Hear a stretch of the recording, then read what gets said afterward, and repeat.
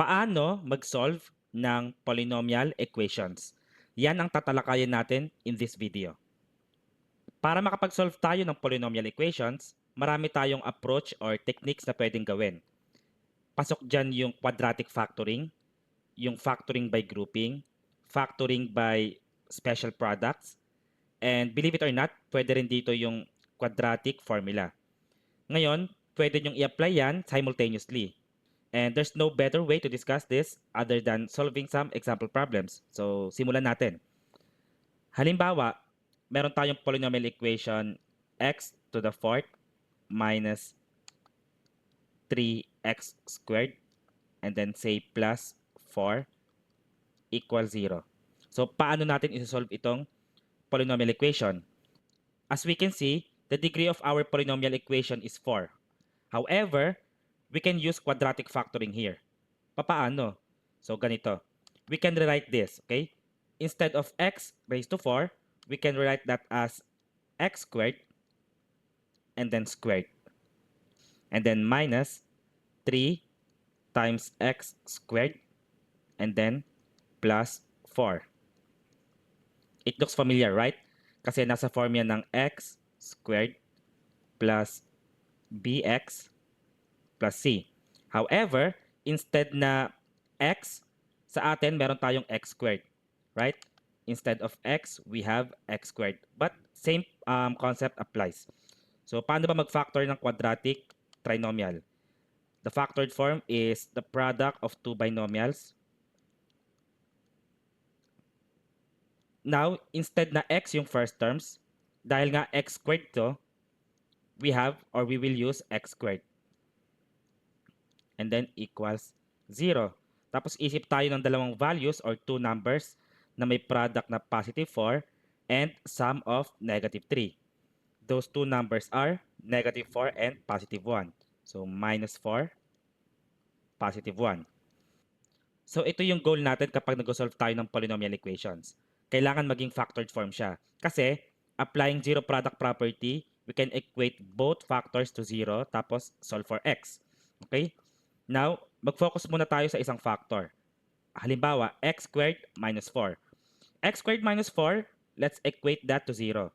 Diba? Zero product property. X squared minus 4 equals 0. And then, we can solve for x in two different ways. Pwede natin itong isolve using the difference of two squares kasi this is x squared minus 4 is 2 squared. And following the difference of two squares formula, the factored form is x plus 2 times x minus 2 equals 0. Tapos again, meron tayong factors na equal sa 0. And applying again zero product property, equate both factors to 0. So tuloy natin dito. X plus 2 muna equals 0. Solve for x. X is equal to negative 2. Tawagin natin x sub 1 or the first solution. Para dito yan. Next, ito naman, equate natin sa 0. So, x minus 2 equals 0. Transpose negative 2, make it positive. X sub 2 or the second solution is positive 2. So, ayan, gumamit tayo ng difference of two squares. However, pwede rin tayong gumamit ng extracting the square roots. And for me, mas madali yon. So, paano yon? So, equate natin to sa 0. X squared minus 4 equals 0. Transpose negative 4, magiging positive yan. Bali, x squared is equal to positive 4. Tapos, we will take the square root of both sides. Alright? And then, square root of x squared is x. And then, the square root of 4 is positive and negative 2. So, ayan yan. Negative 2, positive 2. Parehas lang yan dito. Okay? Now, mag-move forward naman tayo sa isang factor. Yung x squared plus 1 dito. Equate din natin yan sa 0. So, x squared plus 1 equals 0. This time, wala tayong choice kundi isolve to by extracting the square root. Transpose positive 1, we have x squared is equal to negative 1. And if we take the square root of both sides, like that, we get x is equal to, the square root of negative 1 is positive and negative I. Ngayon, paghiwalay natin. Meron na tayong dalawang roots, x sub 1 and x sub 2. So, x sub 3 or the third solution is equal to positive I. Tapos yung pang-apat, x sub 4 is equal to negative I. So, here's our solutions. X sub 1, x sub 2, x sub 3, x sub 4. And kung mapapansin natin, ang ating solution ay 4. And dapat matching siya dito sa may ating degree. Kung ano yung power, kung ano yung largest power ng ating polynomial equation, ayun din dapat yung number of solutions.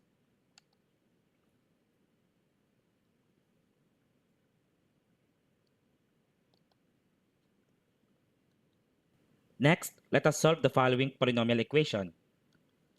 X to the fourth minus 5x squared plus 4 equals 0. So for this polynomial equation, pwede pa rin natin gamitin yung quadratic factoring because we can rewrite this as x squared and then squared minus 5 times x squared and then plus 4 equals 0. And nasa form to ng x squared plus bx plus c. So the factored form is the product of two binomials wherein the first terms are x squared. Isip tayo ng dalawang numbers na kung saan yung product ay positive 4 tapos yung sum ay negative 5. Those two numbers are negative 4 and negative 1. Ngayon, isolve natin. Zero product property, equate muna natin tong factor to 0. So, x squared minus 4 equals 0. And we can use the extracting the square root. So, x squared equals 4. Although, pwede rin dito yung difference of two squares. Okay? So, kayo na bahala doon kung ano mas gusto nyo. But let's say, proceed tayo dito. Take the square root of both sides. Therefore, x is equal to positive and negative. Square root of 4 is 2. Now, x sub 1, the first root is positive 2. The second root is negative 2. Next, proceed tayo dito sa next factor. Equate natin yan to 0. Okay? So, x squared minus 1 equals 0. Again, pwede kayong gumamit ng two different techniques or approach. Pwede ang difference of two squares. X squared minus 1 squared equals 0. So, let's say yan ang gamitin natin. So, the factored form, applying difference of two squares, x plus 1 times x minus 1 equals 0. Tapos, equate natin both factors to 0. Again, ito. Tapos, solve for x. So, ganun yung concept niya. Like, yung polynomial equation mo, i-breakdown mo yan into factors. Like, i-factor mo yan ng i-factor until makapag-arrive ka sa value ng x. So, x plus 1 equals 0. Solve for x. Tawagin natin x sub 3 is equal to negative 1. While for this factor right here, x minus 1 equals 0. Solve for x. X sub 4 is equal to positive 1. This is the first solution. Second, third, and fourth. And once again, meron tayong 4 na solutions kasi yung degree natin ay 4.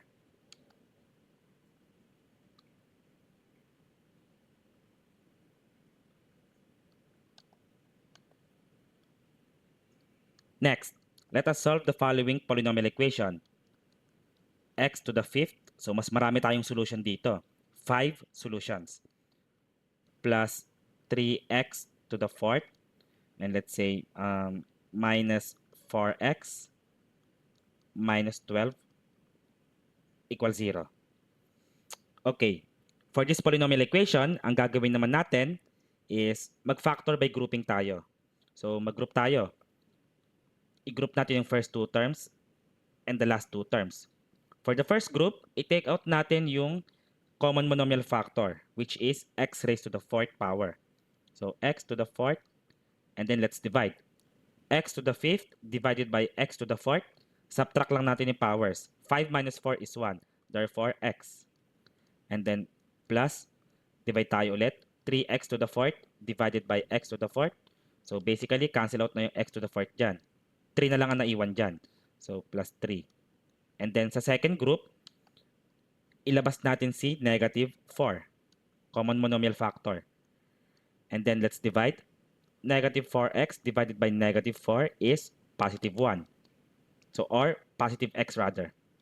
And then negative 12 divided by negative 4 is positive 3 equals 0.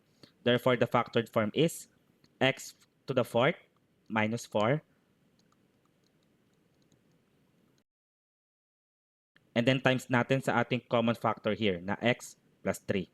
So, times x plus 3 equals 0.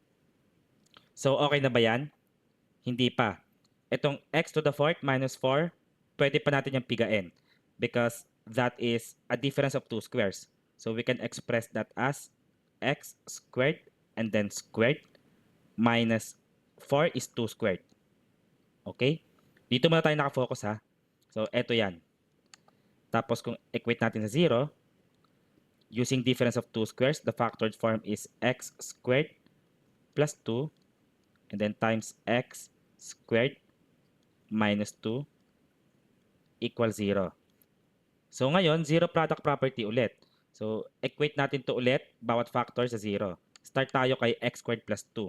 So x squared plus 2 equals 0. Transpose 2 to the other side. So x squared is equal to negative 2. Let us take the square root of both sides. Okay?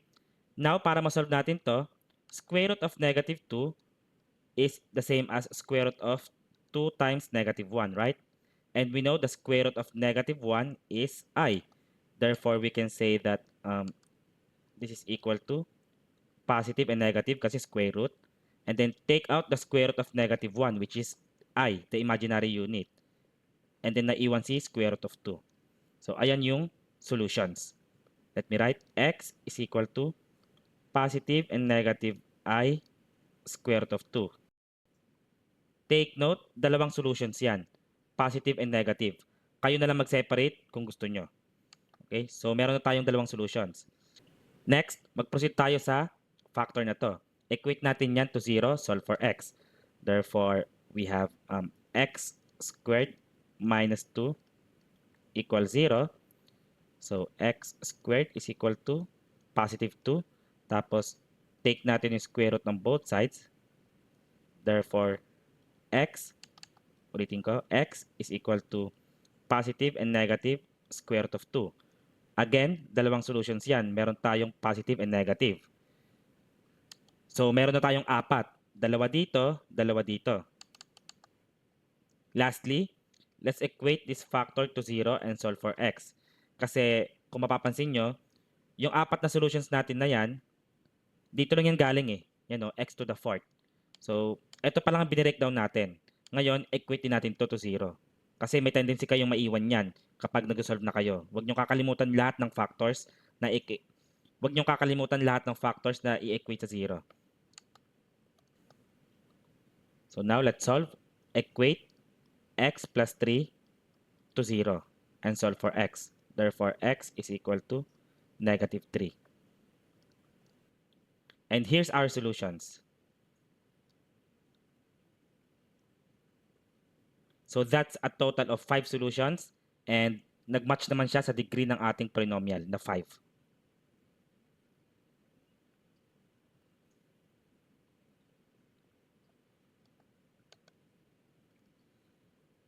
Next, let us solve the following.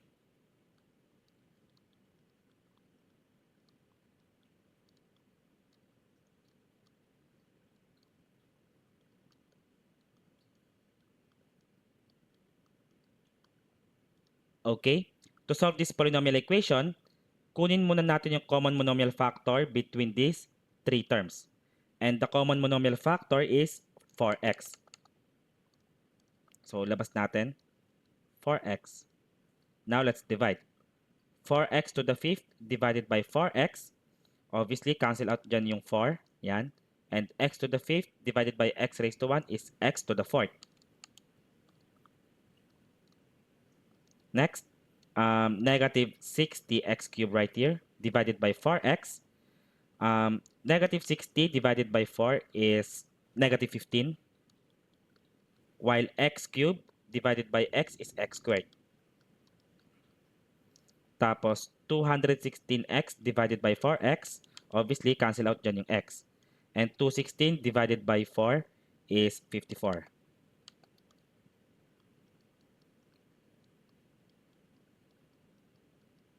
Now, we have another trinomial here. And ma-apply pa rin natin dito yung quadratic factoring. So, i-rewrite natin 4x and then times x to the 4th is the same as x squared and then squared minus 15 x squared plus 54 equals 0. Let's proceed. 4x. And then, the factored form, alam na natin yan, is the product of two binomials. First terms are x squared equals 0. Isip tayo ng dalawang numbers na kung saan yung product ay 54 while the sum is negative 15. Those two numbers are negative 9 and negative 6. So, minus 9, minus 6. Meron tayong tatlong factors. 4x, x squared minus 9, and x squared minus 6. Equate natin bawat isa to 0, starting with 4x. 4x is equal to 0. Divide natin both sides by 4. Therefore, x sub 1 is equal to 0. Yan yung ating unang solution. Next, equate natin tong factor na to 0 and solve for x. So, we have x squared minus 9. X squared minus 9 is 3 squared. Okay, equals 0. Difference of two squares. X plus 3 times x minus 3 equals 0. Next, equate natin both factors to 0 and solve for x. Hindi ko napapakita, but for x plus 3, it becomes x is equal to negative 3. While for x minus 3, pag tinranspose natin yung negative 3, it becomes x is equal to positive 3. At dahil meron na tayong solution 1 dito, tawagin natin tong x sub 2. Ito naman, x sub 3. And lastly, mag-proceed tayo sa pangatlong factor. Equate natin sa 0. So, x squared minus 6 equals 0.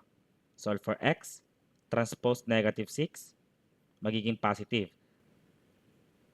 Take the square root of both sides. Therefore, x is equal to positive and negative. Square root of 6, hindi na yan marireduce. So, dalawa yan, dalawang solutions. Positive and negative. Pero pag-iwalay natin, tawagin natin x sub 4 is equal to positive square root of 6 and x sub 5 equals negative square root of 6.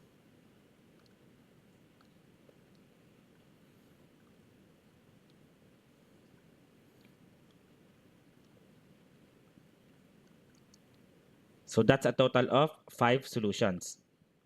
Exactly kung ano yung degree ng ating polynomial.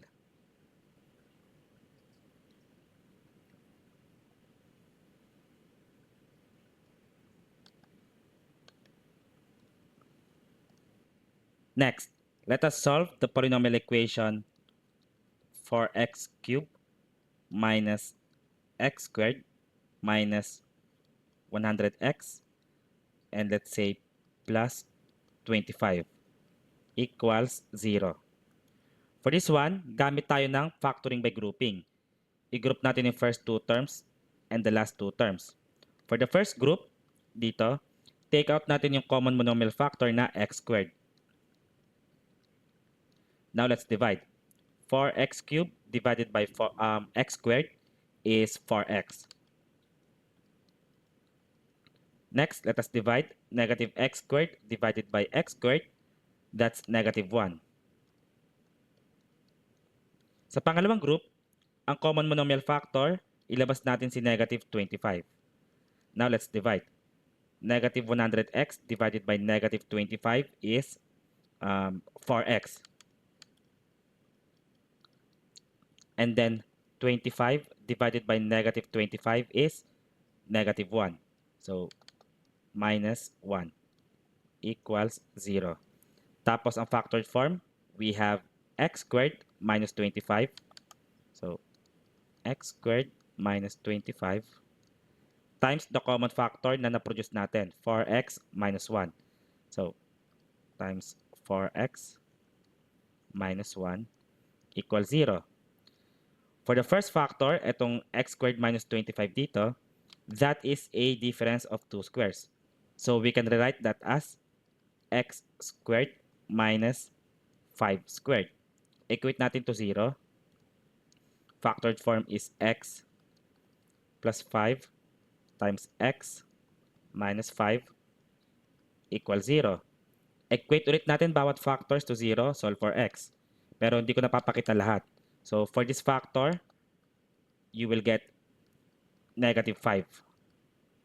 Tapos, para naman sa x minus 5, you would get positive 5.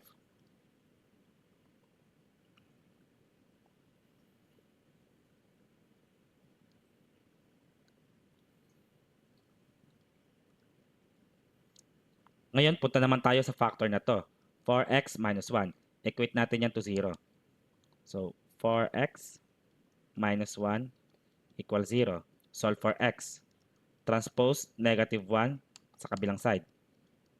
And then divide both sides by 4. So, x, tawagin natin x sub 3 is equal to 1/4. Here's our solutions. That's a total of 3 solutions. And again, ang ating polynomial ay cubic.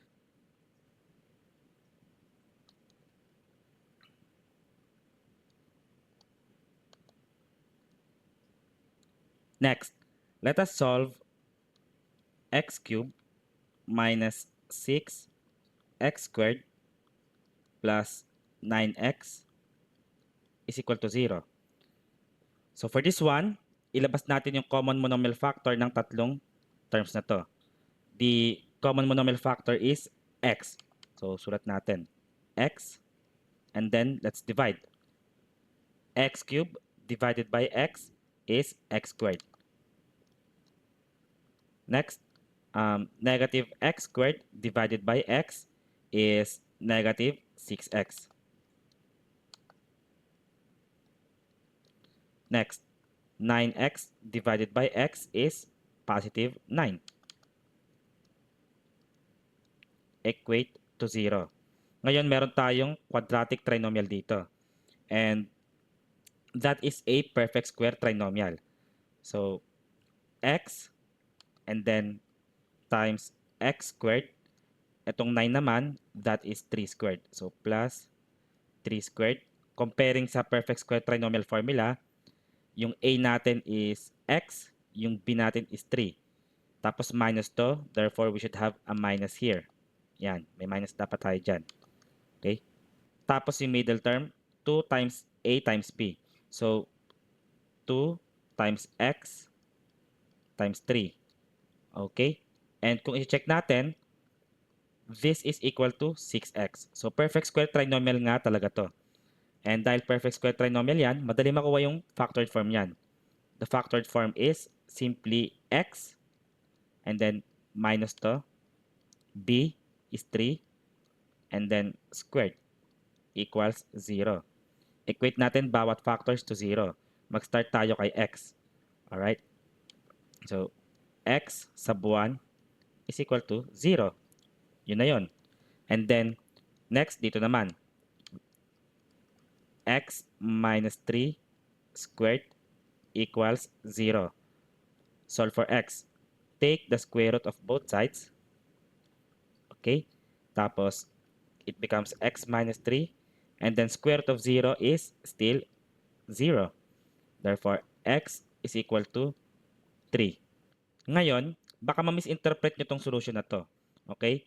Kasi kung titignan nyo maigi rito, ang power nito ay 2. Bakit isa lang ang nakuha nating solution? Well, ang tawag dyan ay multiplicity of 2. Okay, so yung ating solution na to, x is equal to 3, multiplicity of 2 yan. So, dalawang solutions yan na identical lang ang values.